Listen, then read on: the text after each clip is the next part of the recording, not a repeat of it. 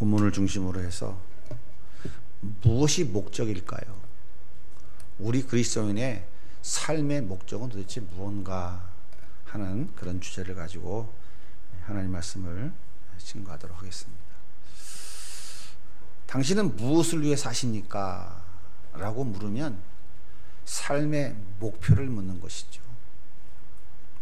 그래서 보통 자기가 원하는 직업을 단답형으로 이야기합니다. 대통령, 엔지니어, 공무원, 판사, 변호사, 연예인. 주로 직업적인 성취가 삶의 목표가 되죠. 맞습니다. 틀린 것이 아닙니다. 그런데 당신은 왜 삽니까? 라고 물으면 삶의 목적을 묻는 것입니다. 삶의 목적은 삶의 목표와는 다른 것이죠. 내가 태어난 이유이고 살아가는 이유인 것입니다. 세계적인 베스트셀러 내 영혼의 닭고기 스프라고 하는 책의 저자인 잭 캔필드가 삶의 목적에는 5가지 특징이 있다고 그렇게 말해요. 첫째는 뭐냐면 삶의 목적은 누가 알려주지 않는다. 두 번째, 삶의 목적은 오직 자신만 찾을 수 있다. 세 번째, 삶의 목적은 정해진 답이 없는 숙제다. 네 번째, 삶의 목적은 남은 삶을 신나고 즐겁게 살기 위해 반드시 풀어야 하는 숙제다. 삶의 목적은 성공을 가속화할 수 있는 중요한 도구다. 자, 자막을 다 보셨죠? 삶의 목적, 이 5가지 공통점이 뭘까요?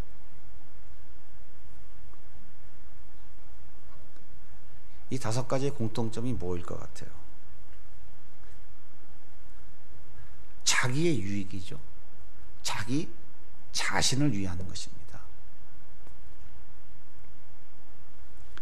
잭 캔필드는 삶의 목적을 그럼 어떻게 찾으면 좋을까? 몇 가지 예시를 또 보여주고 있어요. 첫째는 기쁨을 따라 살아가는 방법이. 기쁨을 따라 살아가는 방법. 지금까지 했던 것 중에 가장 즐겁고 신났던 일의 목록을 작성하고 그것의 공통점을 찾아서 그것을 중심으로 삶을 조직하고 계획할 때 삶의 목표를 정확하게 찾을 수 있다라고 말해요. 많이 들어본 것 같지 않아요? 두 번째, 열정을 테스트하는 방법이 있대요. 내가 무엇을 하고 있을 때 가장 열정이 솟아오르는 10가지를 이상 적어놓고 가장 열정이 낮은 부분에 삶을 집중하면 거기에서 삶의 목적을 찾아낼 수 있대요. 그리고 세 번째는 뭐냐면 어떻게 삶에 적용할 것인가 라고 고민하는 것이래요. 자, 정리하면 이런 얘기죠. 내가 그 일을 하면 기쁨이 넘치고 그 일을 하면 열정이 솟아올라서 행복해지면 그것이 내 삶의 목적이고 내가 태어난 이유이고 살아가야 될 이유가 될 가능성이 높다는 것입니다. 어떻습니까? 많이 들어본 얘기 아니에요? 사실 그래서 열심히 살아오지 않으셨습니까? 세상 모든 사람의 삶의 목표, 삶의 목적은 철저하게 자기의 유익이고 자기 자신을 위한 것입니다. 자기 가치를 높이고 자기 이름을 높이고 자기 업적과 자기 공로를 높이 쌓는 것이죠. 이것이 삶의 목표이고 목적입니다. 그러면 우리 그리스도인들이 선명하게 세워야 될 삶의 목적은 무엇일까요? 하나님의 은혜로 출애굽한 이스라엘 백성들이 홍해를 건너서 시내산에 도착했습니다. 10가지 재앙을 퍼부었고요. 홍해가 갈라지는 놀라운 역사를 두 눈으로 똑똑히 보았고 그 갈라진 홍해를 건너왔습니다. 그리고 뒤에서 추격하는 애굽의 군사들이 그 홍해 바다에 들어왔을 때 홍해 바다가 닫혀서 그들이 다 수장되는 것도 그들은 보았습니다. 그렇게 시내산에 도착한 후에 10개월 동안 이제 가나안 땅으로 들어갈 모든 준비를 다 마쳤습니다. 그리고 이제 출발해요. 그래서 가나안 접경 지역인 가데스 바네아라고 하는 땅에 도착했습니다. 자, 이곳에 이제 여정을 풀고 대기하고 있는 동안에 모세가 각 지파에서 대표 한 명씩을 뽑아서 40일 동안 가나안 땅 구석구석을 돌아보고 오라고 명령을 내렸습니다. 자, 12명의 정탐꾼들은 이제 가나안 구석구석을 다 돌아보고 돌아와서 보고대회를 시작했어요. 그 중에 12명 중에 10명이 이렇게 보고합니다. 여러분, 가나안 땅에는 거인족속 아낙 자손이 살고 있고요, 거기는 철병거가 너무너무 많습니다. 저들과 비교할 때 우리는 메뚜기에 불과합니다. 여러분, 우리는 가나안 땅을 점령할 수 없습니다. 이건 불가능합니다. 그렇게 말했어요. 이때 200만이 넘는 백성들이 모세와 하나님을 원망하며 소리치기 시작했어요. 애굽에 매장지가 없어서 우리를 여기까지 끌고 왔습니까? 우리를 저들의 칼에 맞아 비참하게 죽게 하려고 여기까지 끌고 왔습니까? 여기서 죽느니 차라리 애굽으로 돌아갑시다. 200만이 넘는 그 많은 사람들이 소리를 지를 때 그 함성 소리가 얼마나 대단했을까요? 이때 하나님께서 분노하셨습니다. 그래서 정탐꾼들의 정탐일 하루를 1년으로 계산해서 40년 동안 광야길을 걸어야 할 것이라고 선언하셨습니다. 그러면 시내산에서 가데스 바네아까지 며칠 걸리는 시간일까요? 신명기 1장 2절에 보면 성경이 정확하게 가르쳐주고 있어요. 호렙산에서 세일산을 지나 가데스 바네아까지 10하루 길이라. 10하루 11일이면 도착할 수 있는 거리예요. 그런데 하나님께서 40년을 광야에서 뱅뱅 돌린 후에 다시 이 자리에 돌아오겠다고 말씀하고 계신 것입니다. 20세 이상 출애굽한 모든 남자 성인들은, 여자들은 할 것 없이 다 광야 모래밭에 죽었어요. 그네 단 2명, 여호수아와 갈렙만은 가나안 땅에 들어갔습니다. 그리고 지금 출애굽 2세대들이, 그러니까 출애굽 당시에 만 20세 이하였던 어린아이들이 이제는 성장했어요. 그 당시에 20살이었으면 지금 몇 살이에요? 60살이 된 것이죠. 그 출애굽 2세대들이 요단강 앞 모압 평지에서 가나안 땅을 바라보고 있는 거예요. 이때 하나님께서 모세에게 이렇게 말씀하십니다. 자, 오늘 말씀 51절부터 같이 읽게요. 시작.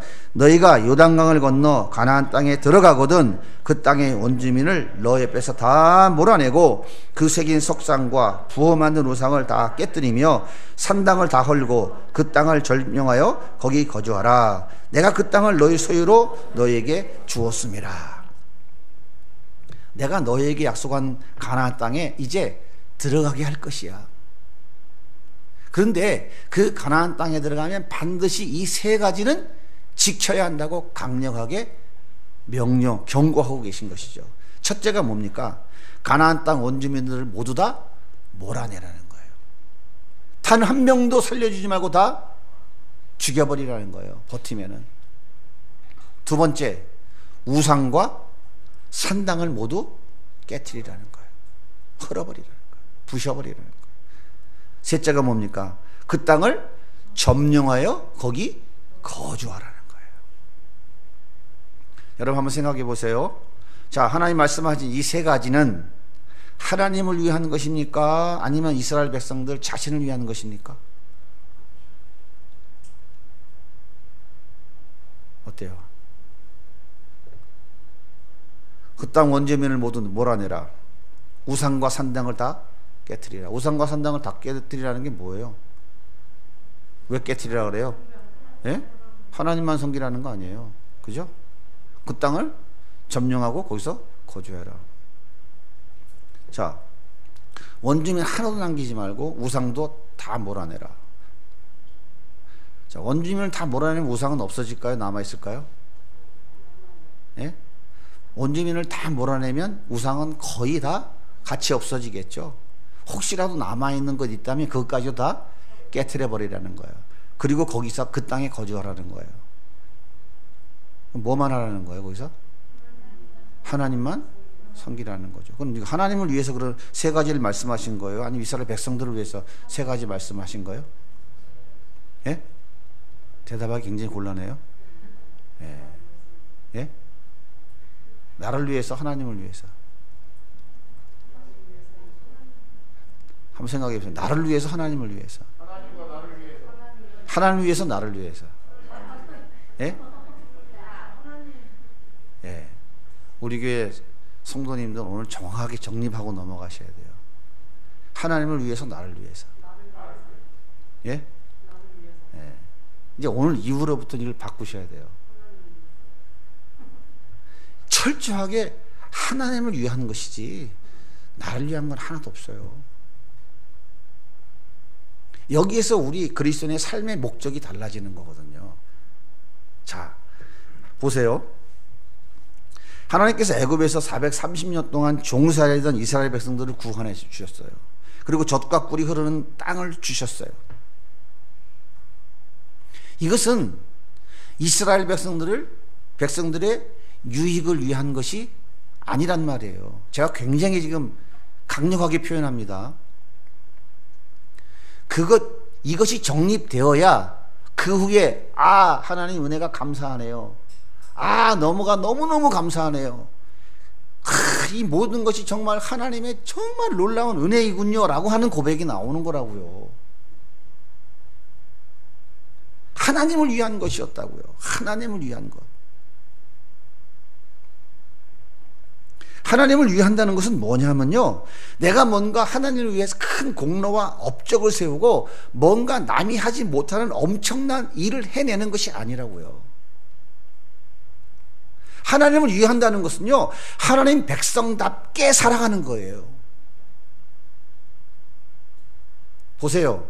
가나안 땅은 무엇이 흐른다고요? 젖과 꿀이 흐르는 땅이라고요. 젖과 꿀이 흐르는 땅이 아니에요. 거기 가면 척박한 땅입니다. 그러면 젖과 꿀이 흐르는 땅이라는 말의 의미는 뭐냐면 그들은 하나님의 백성이잖아요. 그들의 주인이 하나님이시잖아요. 뭐 한다고? 하나님이 책임져 주신다는 거예요. 하나님이 책임져 주시는데 먹을 것을 안 주시겠어요? 입을 것을 안 주시겠어요? 책임져 주신다고요. 책임져 주겠다고 시내산에서 언약을 이미 맺고 왔지 않습니까? 약속대로 땅을 주었잖아요. 그게 지 땅이에요. 하나님 주셨잖아요. 하나님이 책임져요, 안 져요? 책임진다고요. 그러면 뭘 하면 돼요? 그 땅에서 하나님이 다 책임져 주실 거니까 너희들은 뭐 하면 된다고? 하나님의 백성답게 살면 된다는 거예요. 그거 하기 위해서 뭐 하라고? 그 땅에 남아있는 우상까지도 다 없애버리고 거기 살아있는 사람도 다 제거하라 그 말이에요. 결국은 하나님을 위한 그 삶이 결국은 결과가 뭐냐면 나에게 은혜가 그대로 유지되어지는 거란 말이에요. 이게 순서라고요. 나를 위한 것으로 순서가 바뀌어지면 하나님이 나를 위한 대상이 아니라고 느껴지면 어떻게 돼요? 관계가 어떻게 돼? 사요나라 한다니까요. 우리 그렇게 살았다고요, 지금까지. 그러니까 하나님을 위한다는 것은 하나님의 백성답게 사는 거예요. 이것을 세상과 구별된 삶, 즉 거룩한 삶이라고 말하는 것이에요. 이것이 애굽의 종살이에서 구원받은 이스라엘 백성들이 살아가야 될 삶의 목적인 것입니다. 뭐라고요? 거룩, 세상과 구별된 삶, 다시 말하면 하나님의 백성답게 살아가는 삶, 이거 한 가지예요. 그래서 그 삶의 목적, 즉 거룩한 삶, 구별된 삶을 살아가기 위해서는 가나안 땅에 창궐하고 있는 우상을 다 깨트리고 그 우상을 섬기는 자들을 뿌리채 뽑아 버려야만 된다는 거예요. 안 그러면 어떻게 된다고? 다 그들에게 우상으로 점령당하고 버리고 만다는 거예요. 누굴 위한 겁니까? 하나님을 위한 것이죠. 그 결과는 어떻게 나타나요? 전부 나를 위해서 나타난다고요. 그러니까 나를 위한 것이 먼저가 아니라 누구를 위한 것이? 하나님을 위한 것이 순서다 이 말이에요. 이게 뒤바뀌니까 세상이 다 이 모양 된 거예요. 우리 그리스도인들이. 그래서 만약 이 명령에 순종하지 않으면 하나님께서 징계하신다고 그랬어요. 자 보세요. 55절입니다. 같이 읽을게요. 너희가 만일 그 땅의 온주민을 너희 앞에서 몰아내지 아니하면 너희 옆구리에 찌르는 것이 되어 너희가 거주하는 땅에서 너희를 괴롭게 할 것이요 나는 그들에게 행하기로 생각하는 것을 너희에게 행하리라. 첫째가 뭡니까? 원주민 몰아내지 않고 남겨두면 그들이 너의 눈과 옆구리를 찌르는 가시가 된대요. 눈을 계속 찔러보세요. 살 수 있겠어요? 요만한 티만 들어가도 못 견디는데 옆구리 살살 간지리기만 해도 어떻게 해요? 온몸이 틀어지는데 맨날 옆구리를 가시로 쿡쿡 찔러봐요. 견딜 수 있겠어요? 근데 그 가시 때문에 죽습니까? 안 죽잖아요. 근데 고통은 계속돼요. 계속돼. 그리고 두 번째가 뭡니까? 내가 그들에게 행하기로 한 것을 너희에게 행하기 때문에. 하나님이 그들에게 행하려고 하는 게 뭐예요? 다 쫓아내라는 거 아니에요. 다 죽여버리라는 거 아니에요. 그거 니들 안 하면 내가 너희들한테 그거 할 거야 고 말씀하시는 거예요. 자 그렇다면 이 출애굽 2세대들은 하나님 명령에 순종했을까요? 그거는 대답을 잘 하시네.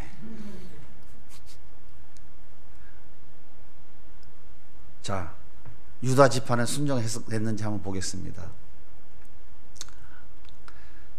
자 한번 읽어볼게요. 여호와께서 유다와 함께 계셨으므로 그가 산지 주민을 쫓아내었으나 골짜기 주민들은 철병거가 있으므로 그들을 쫓아내지 못하였으며. 하나님이 철병거를 못 쫓아내시는 분입니까? 홍해를 가르시고 40년 동안 광야에서 구름과 불기둥으로 지키시고 만나로 먹여주시고 반석에 샘을 내시는 하나님이 그까지 철병거 그거 못 쫓아내실 분이에요? 자 베냐민 지파 사사기 1장 21절입니다. 저기 빨간 것 밑에 것만 빨간 것만 읽을게요. 시작. 여부수 족속을 쫓아지 못하였으므로. 예, 그 다음에 세 번째 요셉 지파 빨간 것만 읽을게요. 시작. 이에 그들이 칼날로 그 성읍을 쳤을 때 오직 그 사람과 그의 가족을 놓아 보내매. 므낫세 지파 빨간 것만 읽을게요. 시작. 쫓아내지 못하며 가나안 족속이 결심하고 그 땅에 거주하였더니 이스라엘 강성한 후에 가나안 족속에게 노역을 시켰고 다 쫓아내지 아니하여. 노역도 시키고요. 다 쫓아내지 않았대요. 자 에브라임 지파입니다. 시작. 예. 여섯 번째 스불론 지파 사사기 1장 30절 주민을 쫓아내지 못하였으므로. 일곱 번째 아셀 지파입니다. 31절 시작. 그 땅의 주민 가나안 족속 가운데 거주하였으니 이는 그들을 쫓아내지 못함이었더라. 납달리 지파입니다. 시작. 베스메스와 베나닷 주민들이 그들에게 노역을 하였더라. 남겨놓은 자들을 어떻게 했어요? 네. 노역시켰다고요. 뭘 시킨 거예요? 종살이 시켰다고. 지니들이 애굽에서 당했던 그거 너들도 당해봐라 하고 부려먹었다 그 말이죠. 자 단지파입니다. 시작. 아모리 족속이 단지파를 산지로 몰아넣고 골짜기에 내려오길 용납하지 아니하였습니다. 이 단지파는 아주 아모리 사람한테 몰려서 산속에까지 들어가 버렸어요. 숨어버렸어요. 아예 숨어버렸어요. 자 요단강을 건너기 전에 요단 동편에 모압 평지를 이미 점령했어요. 거기에서 이미 땅을 분배받은 지파가 있었어요. 루벤, 갓, 므낫세, 반지파. 자, 이들을 빼놓고 요단강을 건너가서 요단 서편 가나안 본토를 분배받은 지파 중에서 단 한 지파도 예외 없이 하나님 말씀에 순종한 지파가 없었어요. 이 출애굽 2세대들은 하나님께 불순종한 자기 부모들이 40년 동안 광야를 배회하다가 모래밭에 묻혀 죽은 것을 두 눈으로 똑똑히 보았습니다. 너무나 잘 알고 있었어요. 그럼에도 불구하고 그들은 하나님 말씀에 순종하지 않았습니다. 자, 그럼 한번 생각해 보세요. 여러분, 쫓아내지 못한 것일까요? 쫓아내지 않은 것일까요? 이게 너무 중요해요. 애굽의 바로 왕을 10가지 재앙을 퍼부어서 그들을 구원해내신 하나님이거든요. 그들은 홍해를 건너는 걸 두 눈으로 똑똑히 보았어요. 40년 광야에서 하나님이 어떤 분이신지를 그렇게 경험하신 분이고요. 예? 요단강 불과 얼마 전에 요단강도 건너왔어요. 그 갈라진 요단강으로 건너온 자들이에요. 하나님이 이 땅을 점령해라. 내가 너희와 함께한다. 이 땅을 너에게 주었다. 너는 공격 앞으로 해라. 하나님이 그 철병거를 못 깨부시겠어요? 이들이 철병거를 쫓아내지 아니하고 그걸 왜 핑계대는 거예요? 남겨놓으려고. 그러니까 뭐냐면 쫓아내지 못한 것이 아니고 쫓아내지 않은 거예요. 왜 쫓아내지 않았을까요? 왜 그래요? 뭐 때문에? 자기 유익 때문에. 이게 인간이라니까요. 범죄한 인간들. 자기 유익 때문에. 가나안의 모든 사람들을 하나도 남김없이 모두 죽이고 그들이 섬기던 우상들을 하나도 남김없이 다 제거하라고 강력하게 말씀하신 그 이유는 뭐냐면 다른 게 아니에요. 구원받은 백성들의 삶의 목적은 오직 거룩, 하나님 백성답게 구별될 삶을 사는 것이거든요. 근데 그것이 방해가 되니까 그거 없애버리라고 그런 거예요.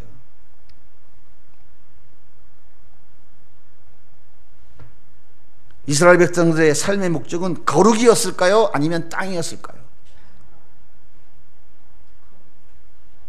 우상을 철저히 깨뜨리고 하나님과의 깊은 관계를 유지하는 것이었을까요? 아니면 하나님을 이용해서 가나안 땅을 얻고자 함이었을까요? 이스라엘 백성들의 삶의 목적은 오직 한 가지, 땅이었어요. 자기 자신, 자기 유익이 전부였어요. 생각해 보세요. 이해가 되긴 해요. 400년 동안 종살이 하던 사람들이잖아요. 땅 한 평 없이. 근데 이들이 땅 주인이 됐어요. 거기다가 좋은 집 짓고 살 수 있게 됐잖아요. 얼마나 좋아요. 그죠? 뭐 돈 낸 것도 아니고. 거기다가 종으로 살던 사람들이 이제 종을 부리며 살 수 있게 됐어요. 주인의 횡포에 말 한마디 못하고 살다가 이제는 큰 소리 치며 살 수 있는 기회를 잡았잖아요. 그런데 왜 쓸데없이 철병거 앞에 내 목숨을 내놓습니까? 솔직히 안 그래요? 가나안 땅 들어왔잖아요. 땅 다 앞에 분배 받았잖아요. 여기다가 멋지게 집 짓고 이제는 편안하게 살 수 있게 됐고, 남겨놓은 종놈들 말 안 들어? 패면 말 잘 듣고 내 대신 농사 다 져주고 하는데 얼마나 좋냐고요.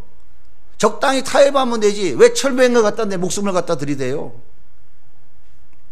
왜 목숨 버려가면서 가나안 원주민들과 싸워야 됩니까? 적당히 타협해서 적당히 주고받으면서 자기가 원하는 것을 얻으면 대성공 아니겠습니까?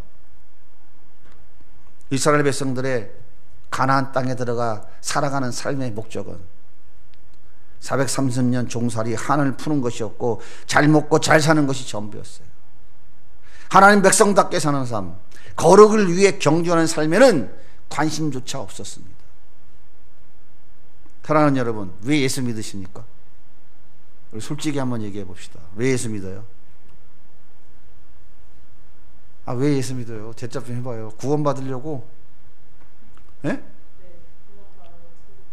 그렇죠. 왜 구원 받으려고요? 천국 가려고. 요한계시록에 보십시오. 천국은 뭘로 도로 포장이 되어 있다고? 금으로. 우리 아스팔트 콜타르가 아니고요. 금으로 도로가 쫙 포장되어 있대요. 그리고 각종 금은 보화가 너무나 찬란하고 아름다운 곳이 그게 바로 천국이에요. 천국을 그렇게 비유하고 있어요. 그래서 그 아름다운 천국에 가서 영원토록 살고 싶어서 예수 믿는 거 아닙니까? 자, 보세요. 예수 믿고 이 땅에서는 내 소원을 이루고 내 이름을 높이고 내 명예와 권세를 자랑하고 잘 먹고 건강하게 잘 살다가 죽어서는 그 좋은 천국 가고 싶어서 예수 믿는 것 아닙니까? 그죠? 우리는 예수 믿는 것조차도 100% 자기 유익을 위해서 예수 믿는 거예요.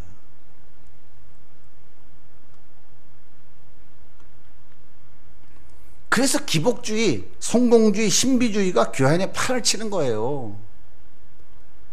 세속의 물결이 교회 안에 그대로 들어와 여기가 교회인지 세상인지 전혀 구별할 수 없는 상태가 되어버렸다고요. 세상 사람들은 이 땅에서 잘 먹고 잘 살고 죽으면 천국 가고 싶지 않겠습니까? 그들도 똑같다고요.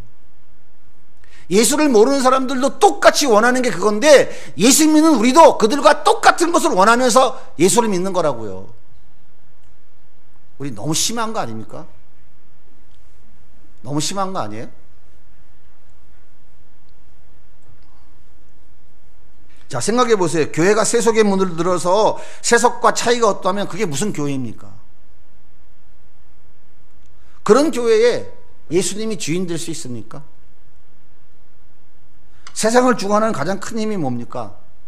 돈이잖아요. 그래서 큰 건물 소유한 교회, 사람 많이 모이는 교회, 당연히 헌금도 많이 나오는 교회, 그런 교회를 조흥교회라고 그러고 성공한 교회라고 하지 않습니까? 그런 교회에 예수님이 주인 되실까요? 뭐가 주인 돼요?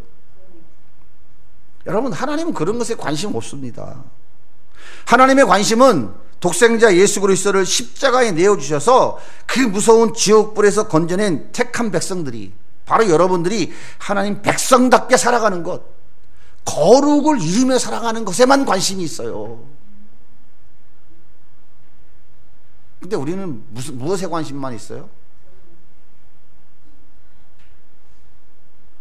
예수 믿고 이 땅에서 잘 먹고 잘 살고 죽어서도 그 좋은 천국에서 영원토록 살고 싶은 거예요. 예수 믿는 게 전부 자기 유익만을 위해서 예수 믿는다고요. 하나님이 원하시는 건 뭐라고요? 하나님 백성답게 살아가는 거라고요. 거룩을 이루며 살아가는 거라고요. 거룩이라는 말의 의미는 구별되다라는 얘기예요. 예수 믿지 않는 세상 속에서 살아가지만 그들과는 다른 삶을 살아가는 것, 이것이 하나님이 원하시는 것이라고요.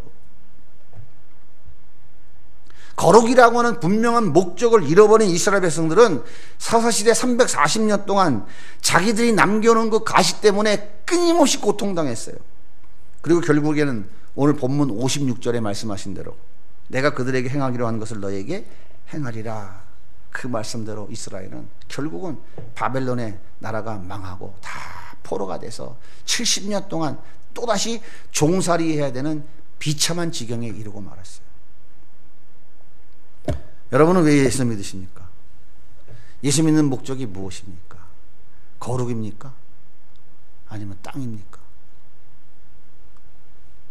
우리 그리스도인들이 이 코로나가 만연한 이 시대에 다시금 정립을 해야 돼요. 정립. 우리가 왜 예수 믿어야 되는가? 예수 믿는 목적이 무엇인가? 하나님이 우리를 왜 구원하셔서 이 땅에 그냥 내비두셨을까?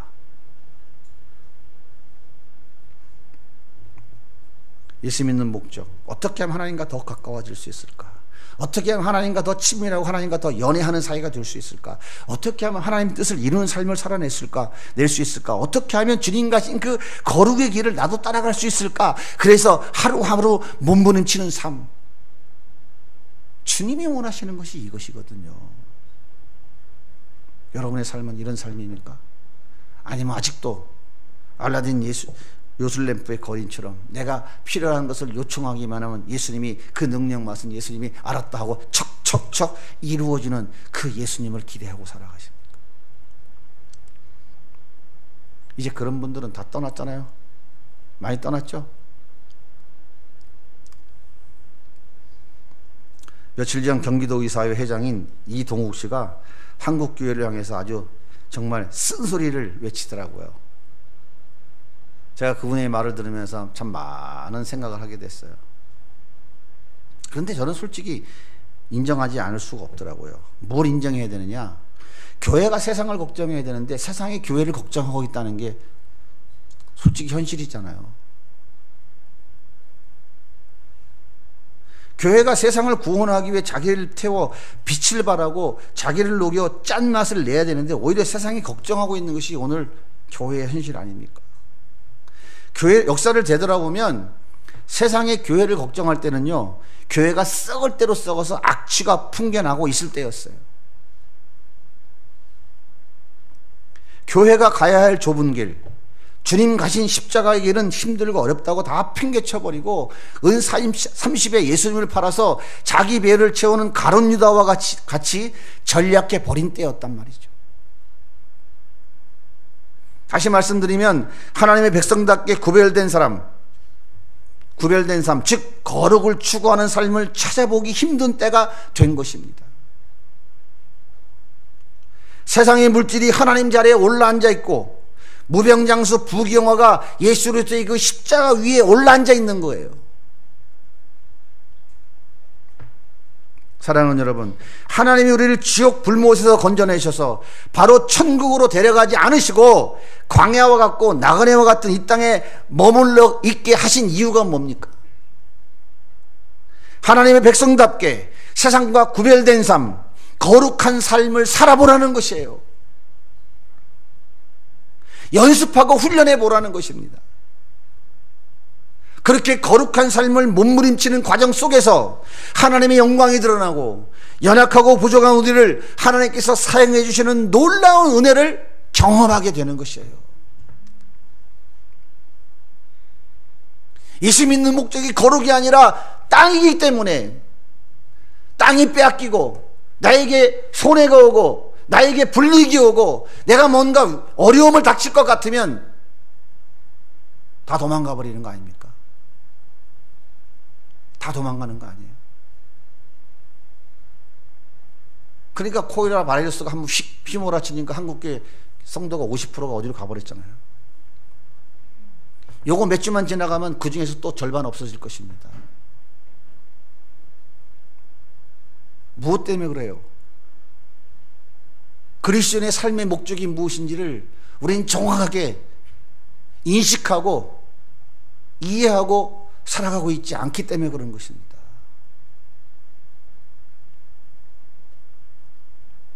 에베소서 1장 4절과 5절 같이 한번 읽고 우리 마치도록 하겠습니다. 같이 한번 읽을게요. 시작. 곧 창세전에 그리스도 안에서 우리를 택하사 우리로 사랑 안에서 그 앞에 거룩하고 흠이 없게 하시려고 그 기쁘신 뜻대로 우리를 예정하사 예수 그리스도로 말미암아 자기 아들들이 되게 하시라. 하나님 앞에 거룩함이 하고 흠이 없게 하시려고, 이것이 우리를 구원한 목적이에요. 또한 내 삶의 선명한 목적이어야 합니다.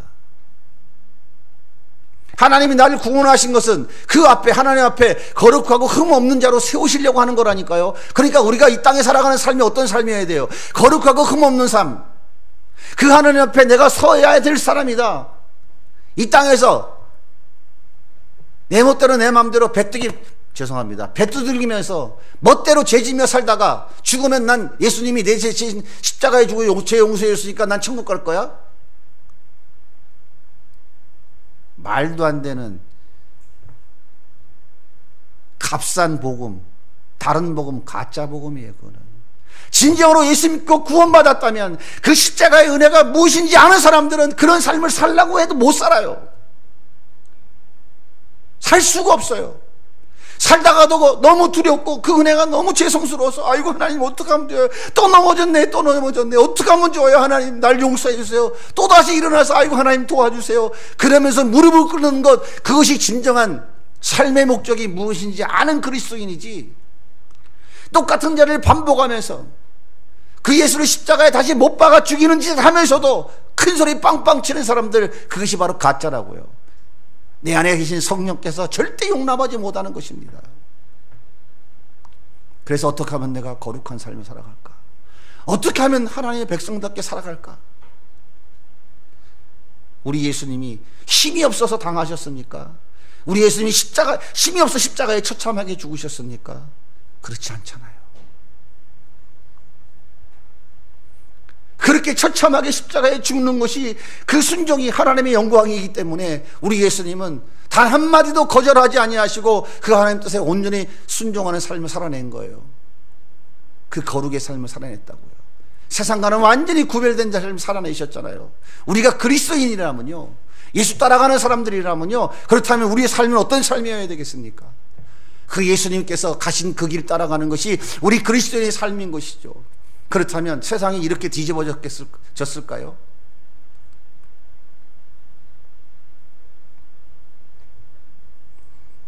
다시 우리는 힘을 내서 우리를 구원하신 목적, 또한 우리에게 주신 그 선명한 삶의 목적인 그 거룩을 위한 그 삶을 위해 달려가야 됩니다. 다시 힘내서 거룩을 위해서 달려가십시다. 실패하고 실수할 수 있습니다. 여러분, 괜찮습니다. 예수 믿고 구원받은 하나님의 자녀들은 더 이상 사단의 종이 아니에요.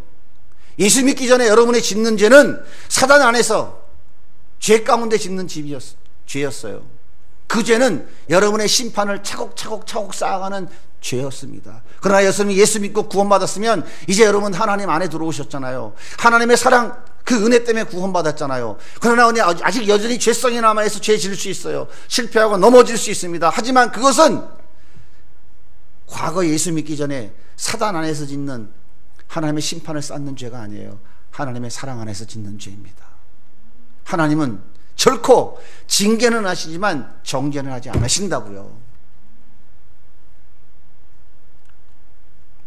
자녀가 아무리 잘못하고 아무리 못된 짓을 했다고 해서 부모가 자식 호적에서 파서 버립니까? 때려서라도 고치려고 몸부림치는 게 부모의 심정이라면 하나님이 독생자를 십자가에 내어주셔서 구원한 자기 자녀들을 버리시겠습니까? 그렇지 않다고요. 그러므로 넘어질 수 있어요. 실패할 수 있어요. 실패하고 또 넘어집니다. 괜찮습니다. 예수님 손 붙잡고 다시 일어나시면 되는 거예요. 예수님이 아니었으면 나는 어떻게 할 뻔했을까? 예수님, 내 손 붙잡아 주세요. 또 다시 일어나서 우리는 또 한 걸음씩 걸어 나아가는 거예요. 이것이 예수 믿는 겁니다. 이것이 신앙생활이에요. 이것이 복음이라고요. 그렇게 한 걸음씩 걸어가다 보면 우리의 거룩이 완성될 날이 올 것입니다. 그 거룩이 완성될 날이 어느 날인지 아세요? 우리가 이 세상 떠나는 날이에요. 이 세상 떠나는 날. 그토록 보고 싶은 우리 예수님 만나러 가는 날이에요. 그날 우리의 거룩이 완성되어지는 겁니다. 그날도 완성 안 되면 우리가 거룩하신 하나님을 어떻게 만나겠어요? 그래서 우리가 이 땅에서 그 거룩한 삶, 하나님 백성다운 삶을 살아보려고 열심히 애쓰고 노력하는 거예요. 넘어지면 쓰러지고, 쓰러지면 또 일어나서, 자빠지면 또 일어나서 또 주님 고맙습니다 감사하면서 몸부림치며 그 길을 향하여 한 걸음 한 걸음 달려가는 거예요. 그것이 우리 신앙생활이라니까요. 그래도 우리의 죄성은 여전히 남아있는데 거룩이 완성될까요? 완성 안 돼요. 그런데 우리가 죽을 때 받는 복이 바로 그 거룩이 완성되는 겁니다. 우리가 이 땅의 삶을 영과 육이 딱 분리될 때, 그때 우리의 거룩이 완성되어져서 그 거룩하신 하나님을 만나게 되는 거예요. 연습하시라고요. 연습해 봐야 돼요. 이것만 열심히 연습하면 세상은 우리를 향하여 박수를 치기 시작할 것입니다. 야, 교회는 다르구나. 교회가 세상을 걱정해 줄 때 세상이 맞습니다. 교회의 말이 맞습니다. 그런 날이 우리 앞에 다시 돌아올 것입니다. 자, 옆에 있는 분들하고 한번 인사하겠습니다. 우리의 삶의 목적은 거룩입니다. 한 번 더 인사할게요. 세상과 구별될 삶을 살아내는 것입니다.